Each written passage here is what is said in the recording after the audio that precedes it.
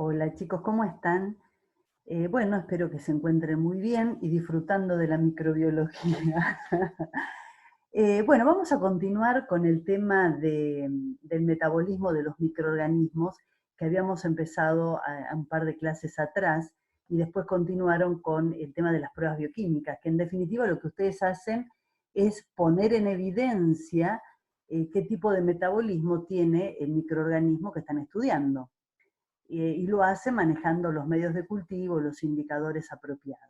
Pero en definitiva lo que ustedes quieren saber es la existencia o no de determinadas vías metabólicas y por supuesto enzimas que permiten esas vías metabólicas.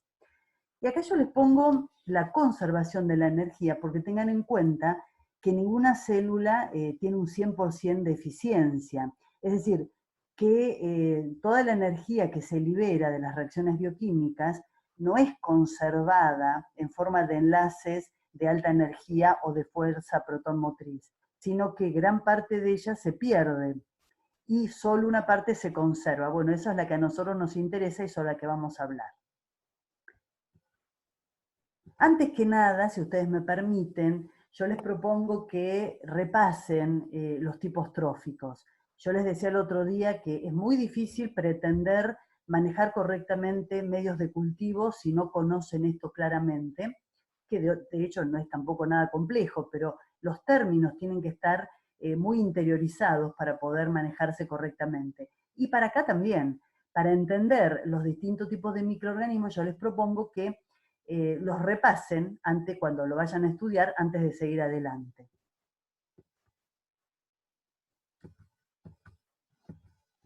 Bien, esto sería un resumen que me parece que es interesante y bastante esclarecedor sobre las distintas maneras que los microorganismos tienen para obtener energía. Hay algunos de ellos que tienen la capacidad de utilizar la energía lumínica y transformarla en energía química que puede ser utilizada por la célula, a través de un proceso que es la fotosíntesis. Ya vamos a hablar de esos microorganismos. Hay otros que utilizan moléculas químicas, las degradan y liberan la energía química retenida en los enlaces. Esos son los quimiótrofos. Y como charlábamos el otro día, podía haber quimio-organotrófos, es decir, utilizan como en este caso una glucosa, por ejemplo, o los quimio-litótrofos, sobre los cuales vamos a hablar en la próxima clase.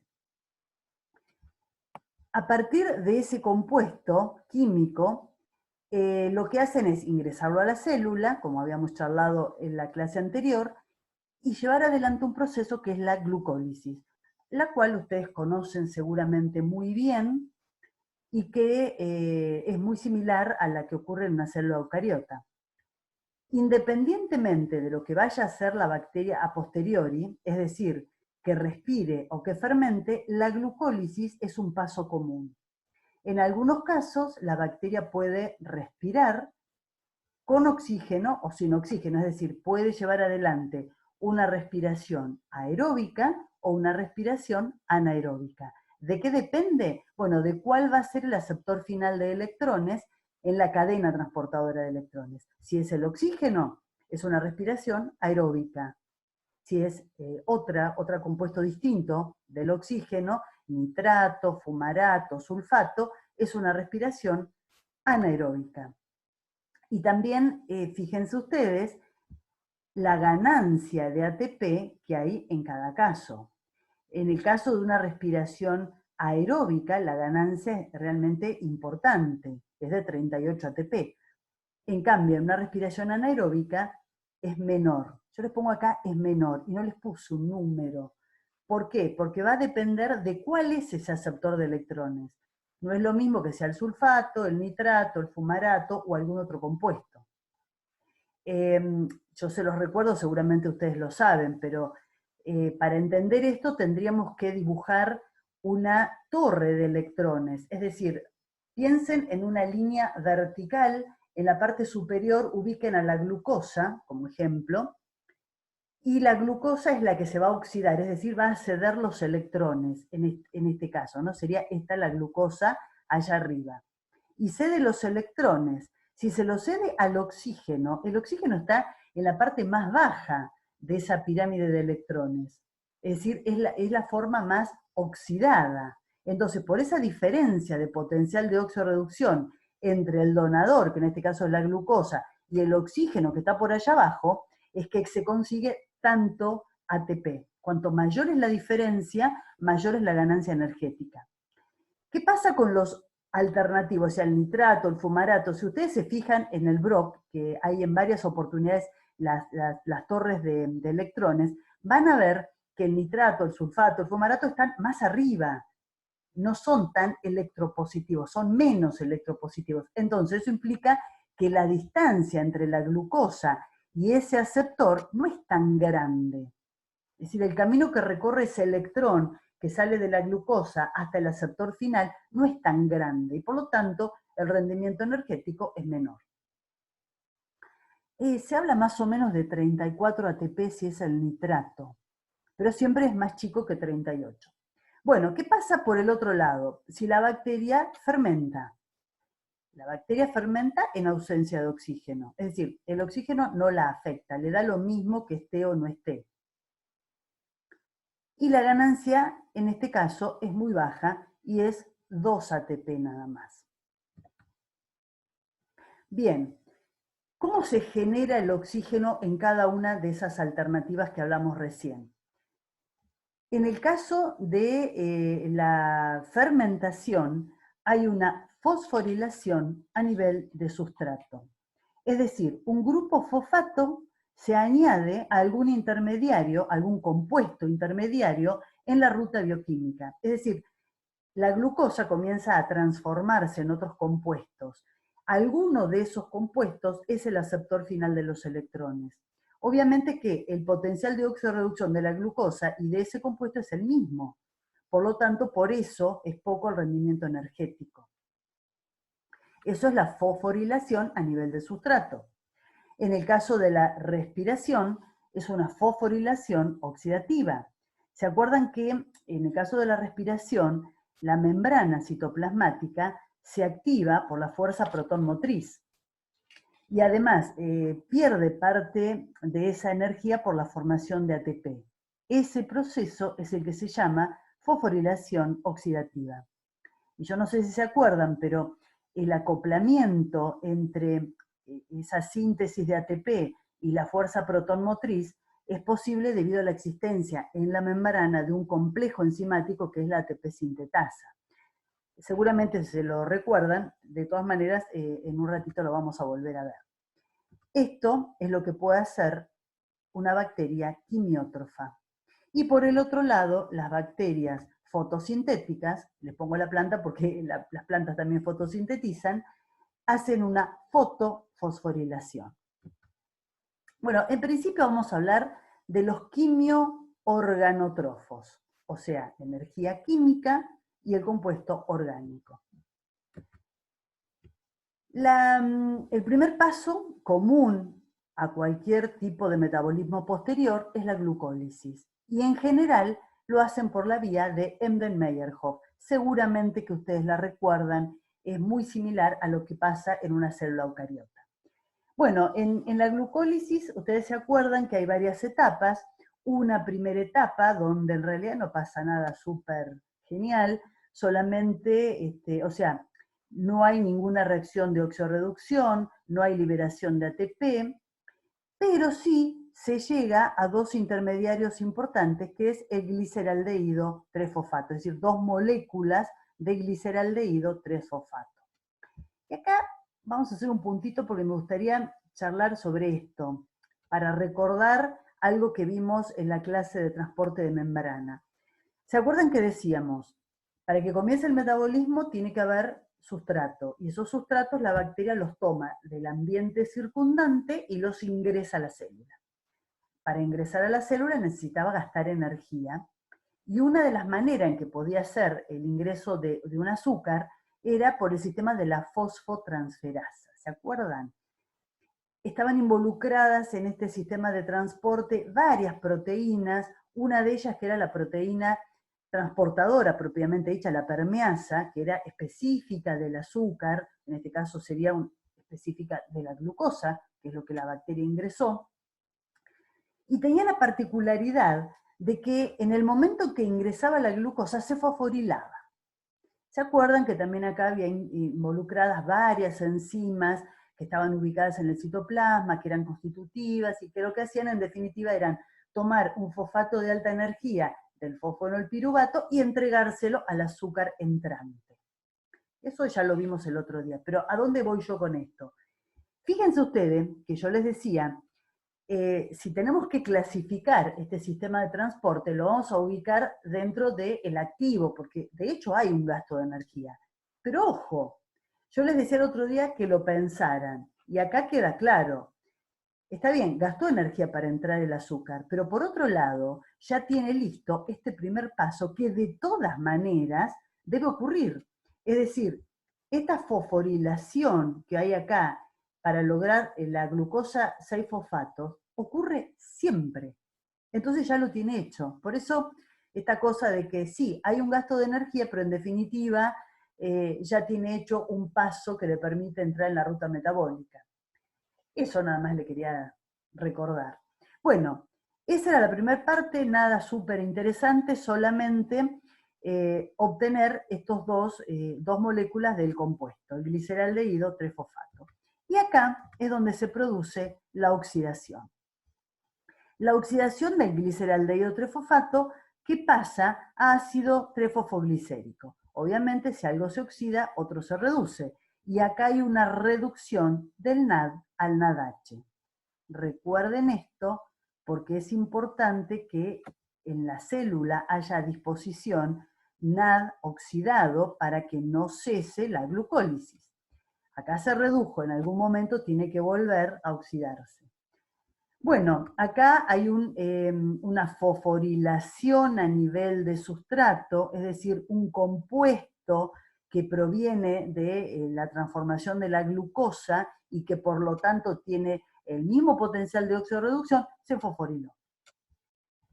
Y luego, bueno, varias etapas posteriores, donde no hay nada demasiado importante para recordar, solamente la formación de ATP. Un ATP acá y otro ATP acá. Y el producto final de esta parte, que son 2 moléculas de ácido pirúvico. En definitiva, entonces, ahí están los ATP que se formaron. ¿Qué deja la glucólisis? Hay 4 moléculas de ATP, o sea, 2 por cada átomo, 2 por cada, digamos, a partir de la glucosa se generan 2 moléculas de 3 átomos de carbono y cada una de ellas da como resultado 2 ATP, por lo cual son 4. Pero que como se consumieron 2 moléculas, en definitiva la ganancia es de 2 ATP. Y acá lo que yo les decía, vieron que en un momento determinado, en la parte 2, digamos así, si la dividimos en 3 etapas, hay una oxidación y una reducción del NAD. ¿Qué pasa? NADH. Y yo les decía, es necesario que haya una reoxidación de ese NAD, porque si no, cesa la glucólisis, porque la cantidad de la célula, la disponibilidad de NAD oxidado no es tanta. Hay otras alternativas a la glucólisis que tienen las bacterias. Y una de ellas es la vía de Ender-Dudorov y la otra la vía de las pentosa-fosfato o shunt de pentosa, que seguramente también la conocen. La de Ender-Dudorov es característica de las bacterias aerobias estrictas. ¿Se acuerdan? Esas bacterias que si no tienen oxígeno se mueren, como nosotros más o menos. Por ejemplo, el genio Pseudomonas, el genio Neisseria. Les menciono las pseudomonas porque ya le hemos mencionado en distintos, el género por lo menos mencionamos. Bueno, es un género donde hay muchas especies, pero de bacterias que son aerobias estrictas. ¿Qué particularidades tiene esta vía? Que da como resultado un solo ATP. Para que tengan un poco de idea, la glucosa se fosforila siempre a glucosa 6-fosfato, hay una reducción del NAD al NADH y acá la producción de ATP. Hay un ATP acá y otro acá, pero que como se consumió uno en esta zona, la ganancia neta es de un único ATP. Por otro lado, algunas también pueden realizar la vía de la pentosa fosfato. En realidad, hay muchas bacterias que hacen una glucólisis, por Enden-Meyerhof tradicional, y cuando en determinadas circunstancias necesitan moléculas biológicas, por ejemplo, coenzimas reducidas o pentosas para los ácidos nucleicos, toman esta vía. Además, también obtiene una gran cantidad de poder reductor, que es importante para la biosíntesis. ¿Cómo sería esta vía? La glucosa se fosforila como siempre. Acá hay una reducción del NADP en NADPH, que es muy necesario este poder reductor para la biosíntesis. Nuevamente, NADP a NADPH.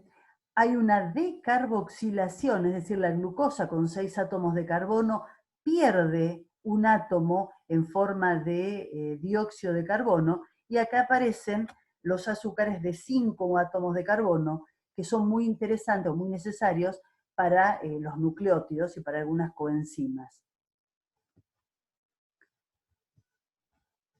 Esto es un resumen. En realidad, fíjense esto que está acá, hacia la izquierda. Esto es todas las posibilidades que tienen las bacterias. Hacen la glucólisis y pueden fermentar, o algunas pueden respirar. Es decir, ciclo de Krebs, cadena transportadora de electrones. Ahora estamos concentrados en esta parte. Es decir, las bacterias que hacen glucólisis, obtienen ATP, y luego esa molécula de ácido pirúvico entra en la fermentación. Entonces, veamos esto, después vamos a ir para el otro lado. Acá en grande. Lo que vimos recién era la glucólisis, que se llegaba a 2 moléculas de ácido pirúvico, y en el medio quedaba 2 moléculas de ATP y poder reductor. Acá lo que ocurre es que se reoxida el NAD, que decíamos que es muy necesario para venir acá y que la glucólisis siga funcionando. Y el ácido pirúvico es transformado en una gran variedad de productos de la fermentación. ¿Qué productos? Va a depender del microorganismo, de sus enzimas y de las condiciones en que esté creciendo. Entonces, en definitiva, en una fermentación lo que hay es una sustancia orgánica que es la donadora de electrones, un producto de ese sustrato inicial, que es el aceptor de los electrones. O sea, no hay un aceptor externo de electrones. Por eso también no hay tanta diferencia, no hay diferencia de potencial y por lo tanto hay poca ganancia en ATP. Bueno, acá decía justamente no hay cambio neto en el estado de oxidorreducción, y el ATP se forma por fosforilación a nivel de sustrato. En la fermentación se obtiene energía, pero poca energía, debido a que los átomos de carbono del sustrato se oxidan solo parcialmente. Y por otro lado, lo que hablábamos en un principio, ¿no? Si ustedes tienen en la cabeza la imagen de la torre de electrones, la glucosa allá arriba, y una serie de productos intermedios, la cantidad de energía va a depender de la distancia que recorran los electrones. En este caso, hay muy poca distancia, muy poca diferencia de potencial, en definitiva, porque la distancia implica eso, distintos potenciales de oxidorreducción, y por lo tanto hay poca energía. ¿De qué depende la fermentación? Del tipo de microorganismo, el tipo de sustrato y las enzimas que tenga activadas en ese momento. Y acá, para que vean toda la variedad, muchas de estas cosas la ven en alguna de las pruebas bioquímicas que les presentamos el otro día. Hay un tipo de fermentación que se llama homoláctica, homo igual, es decir, el producto final ácido láctico, solamente. ¿Quiénes dan este tipo de cosas? Las bacterias del yogur. El yogur que ustedes consumen es producto de la transformación de la lactosa de la leche en ácido láctico por este tipo de bacterias. Hay una fermentación que es ácido mixta, que ustedes la detectan en una prueba bioquímica. Entonces hay varios ácidos, incluso dióxido de carbono, que se libera como gas, como productos finales. La butanodiólica, que también hay una prueba bioquímica que les permite saber a ustedes, dilucidar si la bacteria en estudio la lleva adelante. La alcohólica, bueno, la más conocida por todos ustedes, la alcohólica, ¿no? Que la llevan adelante las levaduras. La butírica, que produce ácido butírico. La propiónica, que produce el ácido propiónico. Una cosa que es interesante de no perder la idea, ¿no? Para la bacteria, todos estos productos son productos de desecho. Es decir, los libera porque no le interesan. Y para nosotros, desde el punto de vista de la microbiología de los alimentos o de la microbiología industrial, son importantísimos. Bueno, en cuanto a la fermentación láctica, esta sería la dinámica de la reacción, es la que se produce en los yogures, como decíamos, en el chucrut. Si hay alguno de ustedes que tiene ascendencia alemana, las abuelas alemanas solían hacer el chucrut, es decir, permitían a los repollos crudos fermentar a través de una fermentación láctica. La fermentación ha sido mixta. Y acá la pregunta sería, ¿en qué prueba bioquímica ustedes ponen en evidencia la capacidad de las bacterias de llevar adelante este tipo de fermentación? En la del rojo de metilo. Esto es lo que ustedes están poniendo en evidencia. La fermentación alcohólica también, bueno, esta es conocida, la cerveza, los vinos, esta es la fermentación que se produce. Esto es fermentación alcohólica. La glucosa, bueno, toda esta primera parte es lo que veíamos anteriormente como glucólisis, donde se produjo el ATP y el poder reductor. Y llegamos a 2 moléculas de piruvato. Hay una decarboxilación, con lo cual se pierde un átomo de carbono, se transforma en acetaldehído. Este ácido pirúvico o piruvato, que es una molécula de 3 átomos de carbono, perdió uno, con lo cual queda una molécula de 2 átomos de carbono. Y acá este acetaldehído es reducido y se oxida. Si esto se reduce, otra cosa se oxida, y acá se reduce el NADH a NAD, que queda libre y a disposición para venir a esta parte de la glucólisis y permitir que la glucólisis siga funcionando. Recuerden eso, ¿no? Es necesario mantener una cantidad importante para la célula de NAD oxidado. Y se los muestro justamente por eso, ¿no? Porque en distintos momentos y de distinta manera todos lo logran. La fermentación butanodiólica. También hay una prueba bioquímica donde ustedes ponen en evidencia si la bacteria es capaz de seguir esta ruta. Y en este caso no hay un producto ácido, sino que es un producto neutro. Es la prueba de Voges-Proskauer. Y otras fermentaciones, bueno, esa es como dato de color. La fermentación propiónica es la que se utiliza para obtener el queso gruyère, que es tan rico. Y los agujeros del queso gruyère es por los gases que se producen durante este tipo de fermentación. Bien, vamos a la otra alternativa que tenían estas bacterias de obtener energía, que era a través de la respiración. En la respiración hay un aceptor externo de electrones. Ese aceptor externo se va a reducir y con eso se balancea la oxidación inicial de la glucosa. O sea, todo esto comienza con la oxidación, en el ejemplo que estamos usando, de la glucosa. Y termina con la reducción del aceptor final. El aceptor final puede ser el oxígeno, que se reduce a agua, o puede ser nitrato, sulfato, carbonato, fumarato, como habíamos dicho. Depende de la bacteria y de que lo tenga presente al aceptor final en el medio donde se encuentre, que puede ser un medio cultivo artificial de laboratorio o el lugar donde la bacteria viva. Bien, esto sería como un resumen de los distintos pasos de la respiración. Es decir, primero estaba la glucólisis, la glucosa se degradaba a piruvato, se generaban ATP, dos moléculas, y se generaban coenzimas reducidas, NADH. Esas moléculas de esa primera etapa son oxidadas a dióxido de carbono y agua con generación de ATP y coenzimas reducidas. Esto ocurre en el ciclo de Krebs, que ahora lo vamos a ver. Y por último, la cadena transportadora de electrones, donde también lo vamos a ver en detalle, pero ¿se acuerdan ustedes?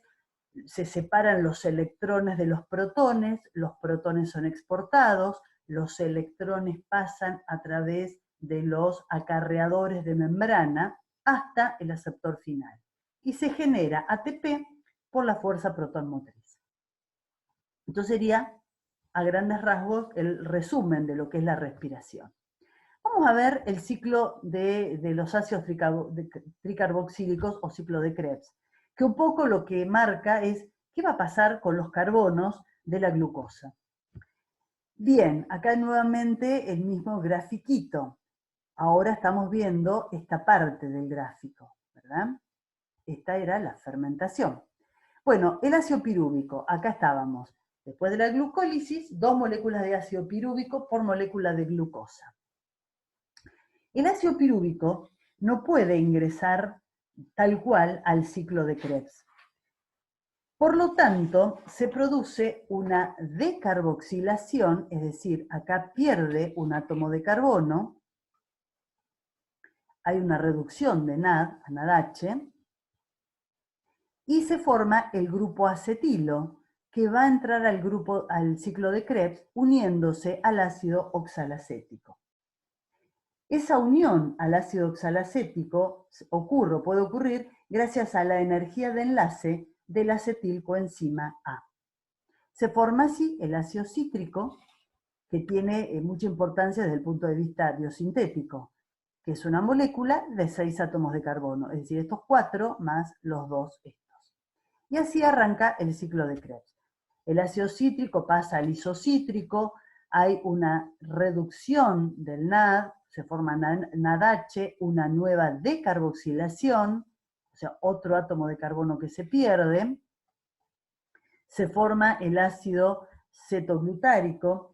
El ácido es de importancia como precursor de los aminoácidos.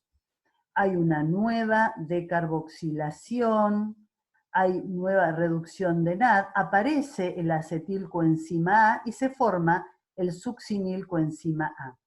Hay formación de ATP gracias a una fosforilación a nivel de sustrato y hay una serie de productos que van cambiando hasta que nuevamente se llega al ácido oxalacético y continúa el ciclo. No voy a entrar en demasiados detalles porque tampoco tiene importancia, ustedes todo esto ya lo han visto en su momento. Lo que quiero hacer es recordar y poner énfasis en determinadas cosas, es decir, qué obtiene la bacteria en cada uno de estos pasos que va dando. Claramente acá lo que se está jugando es, además de obtener el ATP a este nivel y obtener una gran cantidad de poder reductor, se juega el destino final de los átomos de carbono, que se fueron. Se perdieron todos a partir de todas las decarboxilaciones que hubieron. Entonces, al final del ciclo, todo el carbono de la glucosa se perdió en forma de dióxido de carbono que se fue a la atmósfera. Se obtuvieron 4 ATP y una gran cantidad de poder reductor. El ciclo de Krebs tiene dos papeles importantes, no solamente como bioenergético, sino también como biosintético, porque hay una cantidad importante de intermediarios que aparecen que son importantes para la síntesis, por ejemplo, de los aminoácidos o en el caso del succinilcoenzima A, del anillo porfirínico de los citocromos. Bueno, un poco más de lo mismo. Y llegamos a la fosforilación oxidativa, lo cual ocurre en la membrana, en la cadena transportadora de electrones. Los electrones de las coenzimas reducidas, es decir, el NADH y el FADH, son entregados a los acarreadores de electrones que se encuentran en la membrana, que empiezan a pasarlo de un acarreador al siguiente, hasta llegar al aceptor final de los electrones. Y se genera también en este momento ATP por quimiósmosis. Esto es una cadena transportadora hipotética. No necesariamente todas las bacterias tienen todos los transportadores. De hecho, hay algunas pruebas bioquímicas que permiten detectar si la bacteria tiene o no el citocromo, la citocromo C, el citocromo C. Es decir, no necesariamente está completa la cadena transportadora de electrones. Entonces, el NAD entrega el electrón. A partir de acá recuerden que por un lado van los electrones y por otro lado los protones. Los protones son bombeados hacia el exterior. Esta es la membrana citoplasmática, ¿no? Esta es la parte interna de la célula, esta es la parte externa de la célula. Entonces, los electrones van a pasar de un acarreador al siguiente. Cuanto mayor distancia exista, mayor cantidad de ATP se va a obtener. Hasta llegar al aceptor final de los electrones, que en este caso es el oxígeno, que se reduce a agua. Por otro lado, los protones, que como decía, son bombeados al exterior de la membrana, con lo cual se va a obtener una cierta acidificación en la parte externa de la membrana. Estos electrones vuelven a ingresar al interior de la célula gracias a este transportador que es un complejo enzimático que es la ATP sintetasa. Y es ahí donde se produce la producción de ATP. Esto es un detalle de lo que sería una ATP sintetasa de la membrana. Acá está al revés que la anterior. Esta es la parte interna de la célula, la parte citoplasmática, donde está la fracción catalítica de este complejo enzimático, y esta es la parte externa, donde se encuentran los canales que permiten el ingreso de los protones al interior de la célula. ¿Cómo se genera? Para que lo recuerden. Cuando se produce la cadena transportadora de electrones, digamos, la síntesis de ATP a partir de la cadena transportadora de electrones es lo que se llama quimiósmosis. A medida que los electrones que son entregados por el NAD pasan a lo largo de la cadena, digamos, de un transportador al siguiente, se bombean los protones hacia afuera de la membrana, y estos protones, cuando vuelven a ingresar, lo hacen a través de la ATP sintetasa, y esa liberación de la energía o esa disipación de la energía se utiliza para sintetizar el ATP. Y esto sería un resumen de todos los procesos que ocurren durante la respiración aeróbica. La primera etapa, común a todos, es la glucólisis, que termina con 2 moléculas de ácido pirúvico. En la glucólisis se obtuvieron 2 moléculas de ATP y 2 de NAD reducido, que debe ser reemplazado. El ácido pirúvico no podía ingresar tal cual al ciclo de Krebs, había una decarboxilación, se unía a la coenzima A, y en forma de acetilcoenzima A sí puede ingresar. A partir de todo este ciclo de Krebs, se pierden todos los carbonos en forma de dióxido de carbono, es decir, de los 6 carbonos originales aportados por la glucosa en un principio, acá arriba de todo, terminaron en forma de dióxido de carbono y son liberados a la atmósfera. Y a partir del ciclo de Krebs se obtiene ATP, pero también gran cantidad de poder reductor en forma de NAD y de FAD. Y esto van a la cadena transportadora de electrones, donde entregan los electrones que empiezan a pasar de un acarreador a otro hasta el aceptor final de los electrones, que en este caso es el oxígeno, que se reduce, que se reduce a agua.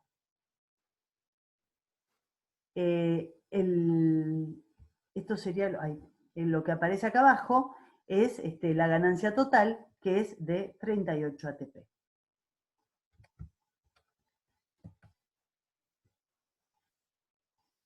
Bueno, un poco más de lo mismo, pero algo que, esto que se expuse acá en violeta, creo que hay que tenerlo en cuenta, siempre.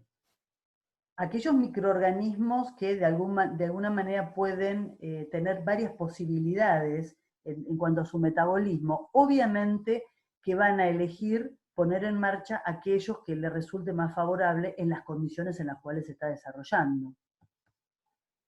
Acá solamente para que lo miren con detenimiento, si les gusta, el balance energético de la respiración aeróbica. Y esto es lo de la respiración anaeróbica. Es decir, decíamos que los pasos son exactamente los mismos que en una respiración aeróbica, nada más que el aceptor final de los electrones podía ser un nitrato, un sulfato, fumarato, dióxido de carbono o hierro férrico, dependiendo del microorganismo que estamos hablando.